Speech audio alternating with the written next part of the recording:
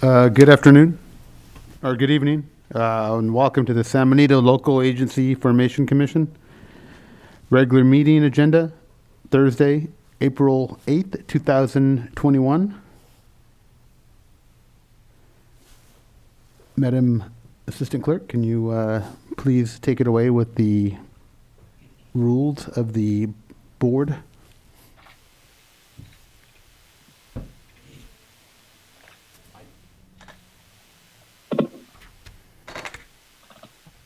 Good evening, Chairman, Commissioners, community members, members of the public who wish to speak during public comment periods. Please press *9 on your phone or the raise your hand icon on your screen. Each speaker will have 3 minutes to speak. We recommend that you upgrade to the latest version of Zoom to make sure you can participate through public comment. Thank you. Thank you. Here in the chambers, we have Commissioner Bencourt and myself. And via Zoom, we have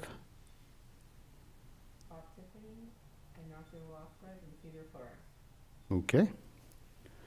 Can we have the Pledge of Allegiance held by Mr. Bencourt?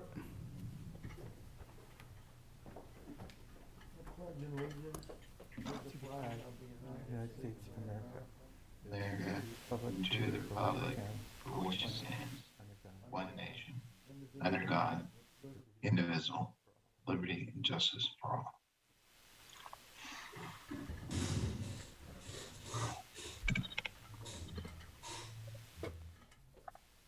Approve posting of the agenda. So moved. Is there a second? Second. All in favor? Aye. Aye. Aye. 5-0, motion passes.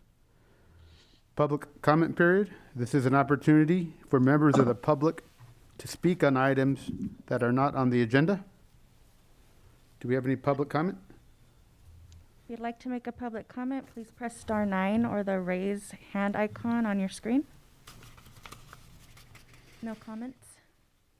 Okay, we'll bring it back to the board here. Consent agenda. Can we have a motion for the approval of the minutes of March 11th, 2021? So moved. Is there a second? I'll second. All in favor? Aye. All in favor? Aye. 5-0, motion passes. We'll go to our business items. The approval of the proposed 2021-22 LAFCO budget. Mr. Nicholson? Thank you, Mr. Chair. Yes, for LAFCO being an independent agency, the commission is responsible to adopt their own budget, and under the state law, you have to adopt the proposed budget by May 5th, and then the final budget by June 15th. And we typically try to have the preliminary budget in April, and then have the final budget come in May. And then if there are any issues, we would have June available to continue the meeting on the final budget and modify it so we can meet the state deadline. So that's our goal would be to get the proposed budget approved today. And under the LAFCO law, we also have to send it then to the cities and all the independent special districts, as well as the county administrator, and get any feedback from them that we could report back at final budget and see what issues come up. And just for the public's benefit, the LAFCO operations, besides the revenue we receive from applications like annexations or detachments or sphere of influence amendments, the revenue that pays for LAFCO operations comes 50% from the county and 50% from the cities, and the cities share in the cost based on their revenue. And as we talked about last month at the just a preliminary budget discussion, was that because of the size of the economy, Hollister pays about 43% of the cities, or actually 43% of the LAFCO share, and San Bautista pays about 7%. So part of the law then is to get the entities that pay for LAFCO to be able to see the budget and give comments. So we will send the budget as proposed or any modifications that come tonight to the cities and the county. And many LAFCOs, half the LAFCOs in the state also have special districts on them. And in those cases, those special districts help pay for LAFCO operations. So in the state law, they still tell us to send it to special districts, and all LAFCOs have to do that, regardless if the special districts are on it and pay. So that's another group that we send it to, although we never get comments from the special districts, probably because they don't pay. With that background, I've prepared a proposed budget that's just slightly lower, about $2,000 lower than the current fiscal year, based on looking at some of the proposed expenditure accounts. Assuming we've had a slower couple years, and definitely one of the main factors was the COVID-19 economic issues, so it slowed down some of the application activity that we would have received. We also have, the city of Hollister has had different issues on projects, as well as their general plan update. And I know it won't be necessarily adopted by the first of the fiscal year beginning in July, but maybe later during that fiscal year we'll get more applications, or again, as the economy starts picking up from COVID, we'll get back to more normal application level. And so then the time allotted would be for the associated accounts, including my time as executive officer, our postage, our legal notices for newspapers, and all the related costs we would be spending more again. We also had, in terms of experience, because of COVID, we did not have our annual state professional association conference with the agency group called CalLAFCO, the California Association of Local Agency for Information Commissions. So we didn't spend any money for the staff workshop or the annual conference. But next year, we're assuming that they'll be available. The first one being open to commissioners is in October down in Southern California. So hopefully they'll have that conference this year. It's a very good educational opportunity. And I did want to point out that being tied to the county, we have some costs that go through the county, such as county council as our LAFCO council. So we're assuming continuing paying the same estimated amount for county council. The clerk is provided by the board clerk, so we're assuming the same funding level there. Again, with the idea that our application activity will pick up. And then we also have use the county's GIS, geographic information mapping and address labeling system. And I did make one mistake in the proposed budget. In the table you have, the first column is what the adopted budget was in the current fiscal year 2021, and the second column is what was spent as of March 31st. And I put an amount that's higher for GIS than what we actually budgeted, and that you couldn't do without coming back to the commission. And it turned out I have an invoice for the amount that they paid, or excuse me, that was budgeted, and we haven't paid it yet. I processed it today, but it wasn't for hire. The amount that was listed as paid was actually the amount proposed for next year. It's going to increase by $700 to $2,416. So that was wrong. That much was already spent. That really should have just been for proposed. And the GIS program serves many partners, including the city and the COG and other entities. So LAFCO gets their portion, which is actually one of the lowest amounts among many agencies in the county that utilize that. So they spread the overall cost among the parties, kind of based on historic use. So anyway, so it is going up, but we didn't exceed the budgeted amount this year. And then I don't know what I put the same proposed cost allocation plan, which is on page 2 of the table, called explanation of accounts. Under its cost allocation plan is account 619.101, and that's the county distributing costs out to different county functions and support functions. And it went up a lot to get to $21,500 in the current fiscal year with the budget, but they've only spent $9,175 after 3/4 of the year. So I don't have a new number yet, but I'll get that for final budget, and I expect that to decrease. So our budget could go down. It actually spiked this past year. The number had been more like 10,000 before, so when it went up to 21, that was a big increase. But luckily we're not getting billed that high. So again, so I expect final budget to be lower for that category. And then we have, just for reference here, we have a contingency reserve that we've allocated now the last, say, 4 years of $20,000, so that if some issue came up, and a lot of times it could be some special project or in worst case, maybe some litigation, that we have some money available to address it without, because our only money comes from the cities and the county.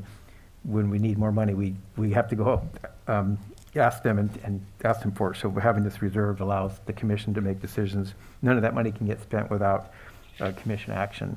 So, and so far we haven't had to spend any, but it's just a little safety basket of funds there. And then a final point I'd like to make. So the proposed budget is about 2,000 lower than the current year, and it's 149,579. And the thing is, with LAFCO, we only spend what we spend, and so any money left over didn't just get flushed away somewhere. It's not billed to the county or the cities, so whatever money is left over at the end of the year in our budget, it rolls over to the following year. And when the county auditor bills the county and the city, they only bill what our actual costs were. So there's no loss in funds by the municipal bodies that support LAFCO. So with that, I definitely would recommend that the commission approve this proposed budget and authorize me to forward it out. And if you have any questions, I'd be happy to answer them. Thank you. Commissioners, do you have any questions? Mr. Vasquez, I'll start off with Mayor Vasquez. Any questions? I don't have any questions, no. Mr. Flores? No questions. Mr. Tiffany? None here either. We'll go to Mr. Betancourt. Bill, on legal counsel service, we don't always use that 10,000, right? And I thought we were putting overflow into our contingency funds, so in case which is what, $20,000? Correct. Okay.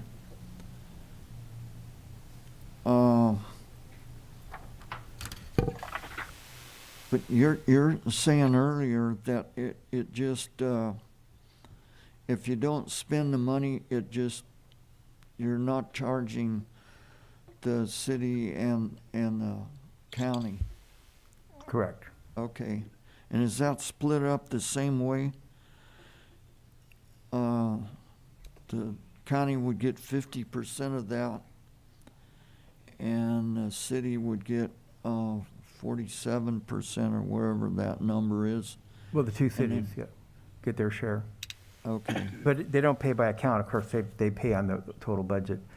So the council support from county council does vary depending on what the costs were. I did, as I was preparing budget, I let them know I hadn't received any billing yet, and so they did provide billing, but I didn't process it in time to have it show up in the spreadsheet. So I put 0 there, but we're actually probably in about the neighborhood of $2,000, as I recall, which is a fairly low amount. But looking at budgeting next year, again, depending on the level of application activity, then council's involved in reviewing the staff reports for the spheres of influence or annexations, or if we did municipal service review, they would look at that. So we could possibly lower that number if that was the recommendation. And the 20,000 is the contingency is for anything. I referenced litigation as one category, and it might be litigation even to hire outside counsel. But county counsel, if you could possibly lower that, but that would be, I'm using a kind of historic number that we've been using for several years, and it goes up and down based on the application activity. Right. I understand. Okay. That's all I have. Okay, we'll bring it back to the board. We'll look for public comment. Is there any public comment? Make a comment, please press star 9 or the raise your hand icon on your screen. No comments. Okay, we'll bring it back to the board. What's the wish of the board? Make a motion to approve. Is there a second? I second that. I Since second. we'll do a roll call vote.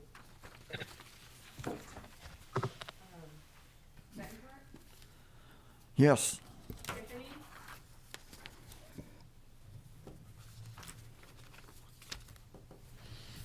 We can't hear you.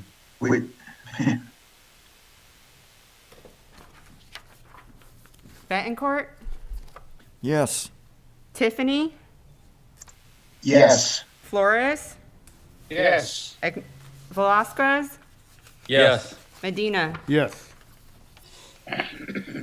5-0, motion passes. Now we'll go on to business items. These are non-hearing items. Consider letter of support for AB 1581, Commission of Local Governments, involving for annual omnibus bill sponsored by Californian Association of Local Agency Formation Commission, involving technical, non-substantive changes to the Cortez Knox Hertzberg Local Government Reorganization Act of 2000. Mr. Nicholson? Okay, yes, thank you. Yeah, almost every year, Cal LAFCO, our professional association, statewide LAFCOs, proposes legislation to clean up things in the law that either aren't clear or that there's been problems with. And one way to do that is through this omnibus bill that's actually, the author of the bill is the local governance committee or government committee from the state assembly. So they actually put the bill together, and then Cal LAFCO is sponsoring it, but the author is really the local government committee, which is nice. They work closely with us. And so they solicit input from mostly the professionals in each Cal LAFCO, or each LAFCO, the executive officers or their staff, and identify problem areas. So this year, there's 3 main areas that are involved. And one of them is the very first one is a very minor one, where when we're dealing with the spheres of influence that we're supposed to do the study every 5 years or as necessary. The legislation talks about to review or periodically adopt, amend, or revise your spheres every 5 years. And the law describing spheres talks about doing updates. And when you do an update, you may or may not revise it. You may update it with new information, but you don't change the boundaries of the sphere. So there is a confusion by some people saying, well, you got to revise it, you got to change something, versus just updating it. So it's a minor thing, but in areas of high controversy of LAFCO activity, it's become an issue. So it's really semantics there, but it makes it more consistent with the law and allows you to update a sphere to meet a legal requirement of timing, but not worry about changing a sphere on a map, changing the boundaries. So that's one. The second one is something that we don't deal with too much here, but we always deal with the extension of services outside of jurisdiction's boundary. And our favorite topic is the city of Hollister extending sewer out into the county. This provision is saying when you're extending that service outside your boundary, but across the county line, the current law lets the LAFCO, where the service provider is located, process the application to see if it should be approved or not. But this proposed legislation switches it to the county, the LAFCO in the county that's receiving that service. And the best example for San Benito LAFCO is the Aromas Water District, which the district overlaps into Monterey County. And so it's in San Benito and Monterey, but it's also right up against Santa Cruz County, but none of the district is in Santa Cruz County. So for example, if a farm labor camp had a bad well and they needed the best water nearby with Aromas, as of today, we would, as San Benito LAFCO, because the Romas district is centered in San Benito County, in terms of the responsible LAFCO, we would process that request to extend it into Santa Cruz County.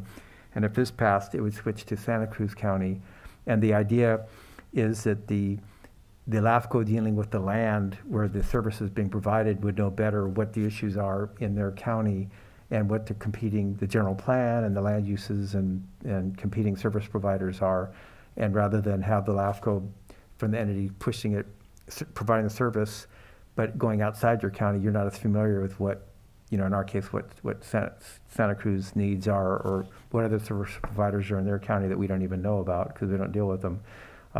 So it's actually a good idea because then you're involved with the entities who might be the alternate service providers. And again, the majority of the LAFCOs have supported that, so now it's a matter of seeing if the legislature will amend that as part of this bill. And then the last one isn't a big issue here, but it's where you're dissolving special districts that aren't on the tax roll.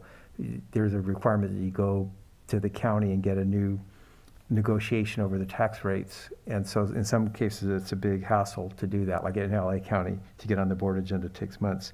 So they would remove that requirement when you're dissolving a district. But it hasn't really been a problem here. But however, I would still recommend that we support this bill, and the Cal LAFCO executive officer has asked that the local LAFCOs provide letters of support. So I've prepared a letter for Chair Medina's signature in support of this, and I'd recommend your approval. Mr. Tiffany, any questions? None for me. Mr. Flores?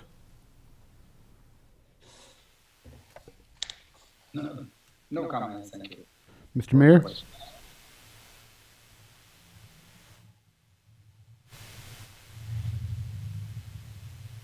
Mayor Velasquez? No questions. Mr. Bencourt? Bill, did you look up that dumb question I asked you earlier today on anonymous? What does that mean? What the word means? Yeah, right. More than one. We have multiple topics that together that aren't related to each other. So that's Okay. what this is. Yeah. And I'll vote to approve. Okay, well, I first second. we have to open up for public comment. Is there any public comment? If you'd like to make a comment, please press star 9 or the raise hand icon on your screen. No comments. Now we'll come back and bring it to the board. What's the wish of the board? Yeah, I'll make a motion that we approve the sending a letter. Is there a I second? second that motion. All in favor? Aye. Aye. 5-0, motion passes. Number 9, or no, I'm sorry, number 8. 8. Discussion on role of the alternate member of the commission during LAFCO meetings in relation to the adopted rules and procedures of the commission bylaws in Chapter 3, Section C2. We can start off with Reed, if you'd like to enlighten us on what your findings were, so we can have a civil discussion. Certainly glad to. I know perhaps Executive Officer Nicholson had some more to say on it, but to be brief, I think that the staff report accompanying this item does a good job of summarizing the history. And what I would offer from the legal perspective is one of the difficulties that is sometimes present with the public governance is officials, if they may have to recuse themselves or otherwise not participate because of a conflict of interest, they still have the right to comment on that item as a member of the public.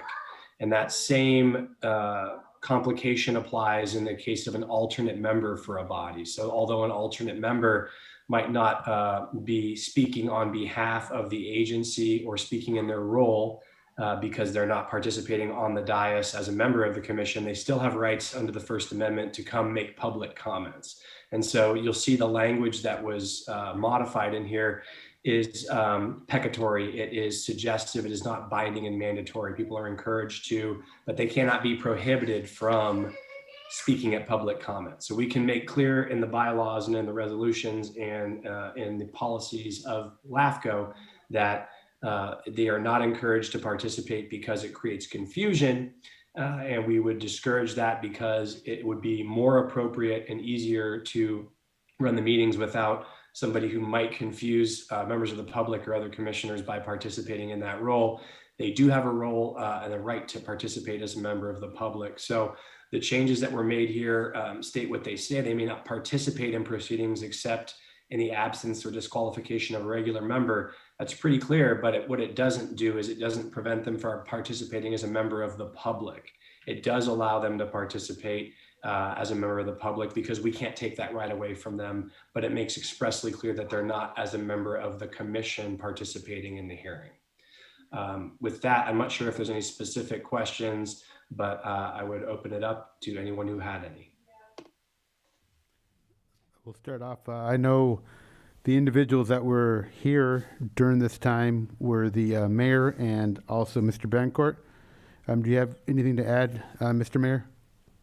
No, I think that covered it pretty well, and thank you for that. And are you fine, just because I know you brought this up last time, are you fine with them being able to talk at public comment, but just like we would treat any other resident that has their 3 minutes to speak?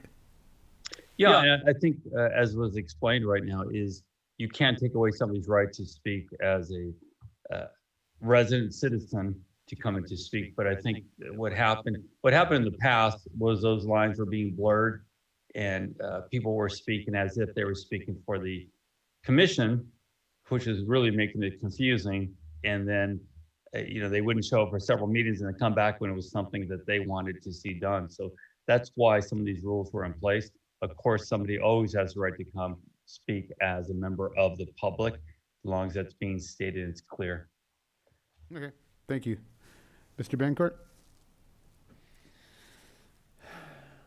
I'd like to ask Council, we as commissioners, if a public person come up and spoke for 3 minutes, and once the public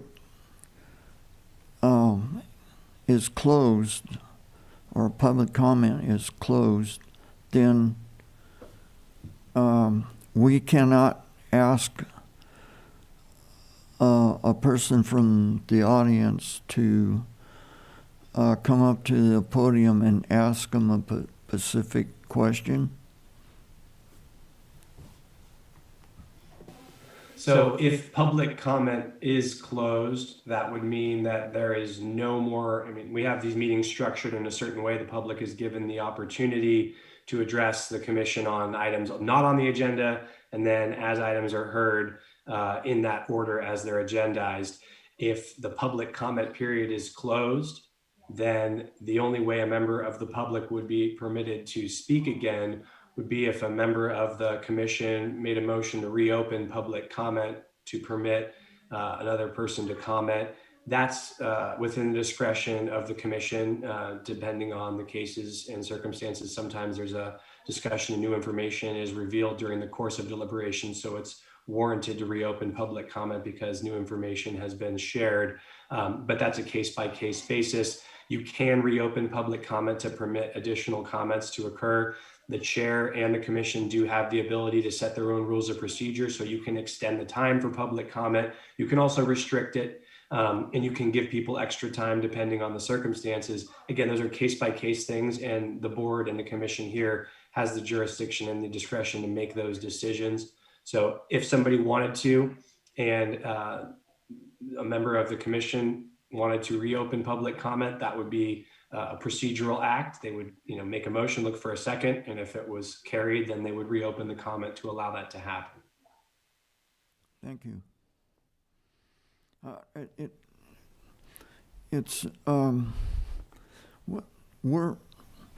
I'm a public member, and nobody's dumb enough to go to as many meetings that I go to.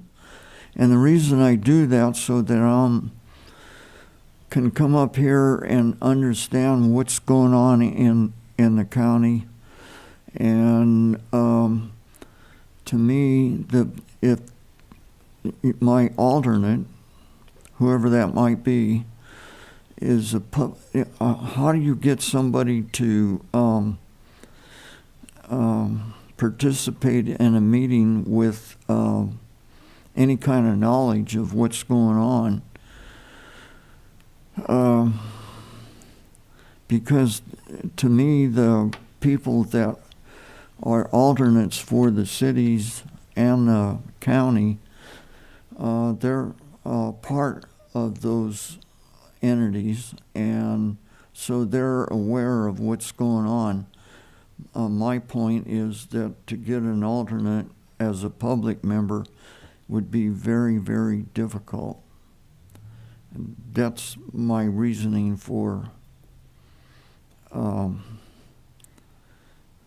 why I think that they should be able to at least get in the debate. So that's why I voted that way back then, and that's what I'm thinking. Thank you. Any other comments? Well, my only comment would be, to your point, Commissioner Betancourt, saying that the alternate can't participate certainly doesn't preclude that alternate from attending the meetings, listening in, staying informed. It just means that they can't get involved in the debate or obviously vote. So, I still think that, I understand your point, but I think as long as they're sitting in the audience and listening in or listening in Zoom, I think they're still staying informed. So, I can see the reason for doing what we did here. And they can also speak as a public member, although I think they got to make sure they make it clear they're speaking as a public member and not as an alternate. Thank you, sir. Any other comments? Seeing none, we'll go to public comment. Is there any public comment? A comment, please press star 9 or the raise hand icon on your screen. You've been unmuted. Please state your name and you have 3 minutes. Elia Salinas, I'm speaking as a public member. I am trying to stay very informed of what's going on in the community, both within the city and the county. And participating in these meetings as a public member is very important. I wish that more people were involved so they could know what's going on, both in this venue and all other commissions and board of supervisors meetings and city meetings. But the difference between myself being a public member is that I am an alternate. And regardless of whether I were an alternate or not, I happen to be a little bit more informed than the average citizen. And so you can expect me as a public citizen within the city and within the county to speak at these meetings. And I appreciate that it was clarified, because I know when this was brought up, the first thing I said is my thoughts were, well, I'm a public member, and stopping me from speaking would be a violation of my civil rights. So I'm really glad that this was brought up and it's been clarified, and you can expect me to attend more meetings. So thank you very much. Thank you, ma'am. Is there any other public comment? No more comments. Okay, we'll bring it back to the board here. This is an informational item only. So it's pretty clear that in the future, the alternate will be able to watch the meetings, attend the meetings in the future, and speak on behalf of that person as a resident of the community and not as a alternate member. Is that clear? Did I catch everything, Mr. Mayor? Was that said correctly? No, that's perfectly clear. And as was stated, it's part of our Constitution. There's no debate about that. It's just to avoid the confusion of debate as if that person was going to make the decision. That's really the issue. So Okay. as a public member, come speak, come ask questions as you want. Just make that clear you're speaking as a citizen and not a member of the committee. Thank you. Okay, that clears up number 8. Number 9, commissioner announcements and requests for future agenda items. We can start off with Mayor. Any? I have none. Mr. Tiffany? None for me as well. Mr. Flores? None, thank you. Mr. Bencourt? None. Myself, none. This will go to the executive officer, the oral status report on pending proposals, and I think you had something to add also in regards to the San Juan Highway. Yes. Yes, thank you, Mr. Chair. Yes, besides, I give an update on some annexations on the horizon that we'll be processing, but I also wanted to mention we have the standard process that's, again, common for the city of Hollister to provide sewer service outside their boundary. And it could be water service for that matter, and it could be from any agency or special district, but it's traditionally the main service has been sewer. But an issue did pop up recently, and it took a lot of digging to get the history on it, and it's for city water service that was installed in the San Juan Hollister Highway area just past Union Road. If you're coming from San Juan Bautista as you're heading towards the city, you're at the base of the hill there. There's a subdivision and some roads along the frontage who had all their wells contaminated by the adjacent or nearby munitions plant back in the 90s. And as a health and safety measure, and I'm sure there's a lawsuit on the company out there, but city water lines were extended and water meters were extended to all the homes out there. And there's one lot that didn't have a home on it, and working with both the city and the property owner and San Benito Engineering, who prepared the improvement plans for the city for installing the water lines and the meters. That property had a planned water line and meter on it, but since it was vacant, they'd never installed it. And now they're trying to get a building, or they have a building permit and they're building a home, and now they're having a problem getting the water connection because they're not in the city. And so it clearly, in my view, is staff qualifies for this exemption where the city provided service or extended services before 2001. And even though that one lot didn't have it, the whole subdivision did, and the improvement plan showed a line for that rather than take a formal action and bring it to the commission next month, just understanding that this clearly qualifies for the exemption. And normally what happens if they're exempt, and it's clear, I bring it to the commission's information and get a blessing by the commission, and the commission asked me for that several years ago when we were having a lot of these issues pop up. But if it's clear, then we have them bring it, but we don't charge an application fee. And where they're asking for exemption, it's not so clear, then they pay the fee, and we do a full report and analysis and all that. So it's not on the agenda as an action item, but this is one that's so clear, being one lot left over from this other area, that I just feel like I should be able to say it's okay and not delay it a month for your next meeting to do something formal on something that was so obvious. So again, I'm not looking for a vote, but just I wanted to let the commission know, and this is a very unique case, and they've been, unfortunately, the records were hard to find, and it took a long time, so they're already under the gun now that they're almost done with construction, that I feel it would be beneficial to just let them go and put back the connection that was already on those plans from 1995. So I mentioned that one. And then, yeah, the city of Hollister has approved processing of 2 annexations. And the first one, the Rosati annexation on Santa Ana Road, a little over 20 acres, will be coming at your May meeting.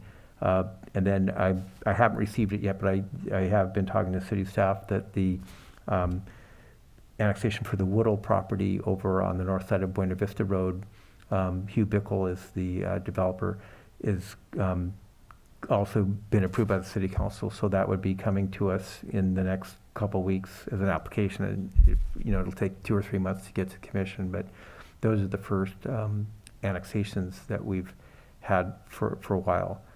And continue to work with the city on their general plan update, and very, very great outreach that the city is doing to get input, and many conference calls with county RMA staff,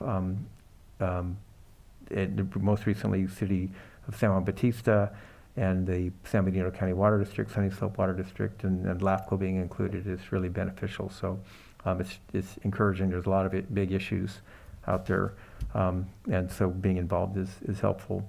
And then been helping work with the City of San Juan Bautista on their efforts to come up with a new favored sphere of influence, and they're doing it as an internal study effort, but that'll result at some point in the near future in an application. They're not doing a full general plan update, but they're focused on their sphere and the growth immediate horizon.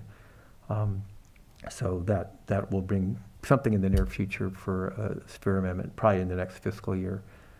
So that's my report. Thank you. Okay. Adjourn to the next regular meeting on May 13th, 2021, unless the meeting is canceled by the chair. Do we have a motion for adjournment? So moved. Is there a second? Second. All in favor? Aye. 5-0. Have a good night and have a good weekend. Yes, thank you. All Thank you. right, Thank you. Night. night. Night.